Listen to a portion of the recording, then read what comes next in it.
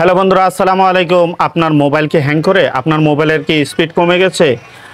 আপনার মোবাইলের কোনো ভিডিও, কোনো অ্যাপস যদি ডাউনলোড করেন অনেক সময় লাগে, স্পিড কমে গেছে। যদি আপনার মোবাইলে এই সমস্যাগুলি থাকে তাহলে আমার সাথে ভিডিওটা কন্টিনিউ করুন। আর কোনো কথা না বাড়িয়ে চলে যাচ্ছি মোবাইল স্ক্রিনে। আপনারা আমার সাথে ভিডিওটা কন্টিনিউ করবেন এবং লাইক, শেয়ার, কমেন্ট দিয়ে আমাকে উপকৃত করবেন, অন্যরাও শেখার জন্য সাহায্য করবেন।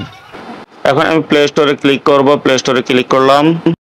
আমার উপরে লগের উপরে ক্লিক করতে হবে। লগের উপরে ক্লিক করলাম।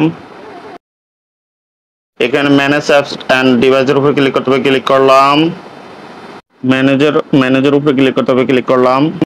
ইনস্টলের উপর ক্লিক করতে হবে। ইনস্টলের উপর ক্লিক করার পর এই যে নিচে ইনস্টলটা আসছে, এই যে ইনস্টল আছে এবং নট ইনস্টলের উপর ক্লিক করতে হবে। নট ইনস্টলের উপর ক্লিক করার পর একটু অপেক্ষা করুন, আসতেছে, অ্যাপসগুলি আসতেছে। অ্যাপসগুলো এই যে অ্যাপস আসছে এগুলি আমি মোবাইল থেকে ডিলিট করছি, কথা ঠিক আছে, কিন্তু পুরোপুরি সম্পূর্ণভাবে মোবাইল থেকে রিমুভ হয় নাই। তাই রিমুভ করতে হলে কীভাবে করতে হবে এখন দেখুন। এই যে পাশে বক্সগুলি আছে এগুলোর উপরে ক্লিক করবেন।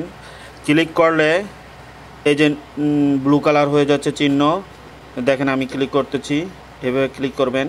ক্লিক করার পর উপরে যে ডিলিট অপশন আছে, এই যে ডিলিট অপশনে ক্লিক করতে হবে।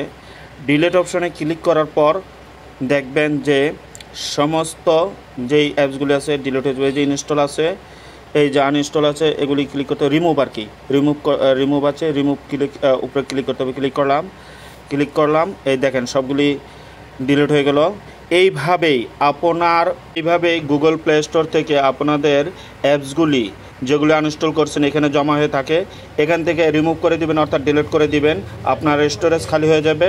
স্টোরেজ খালি হলে আপনার মোবাইলের স্পিড বেড়ে যাবে। ভিডিও বলেন, যা কিছু বলেন, সমস্ত কিছুর স্পিড বেড়ে যাবে।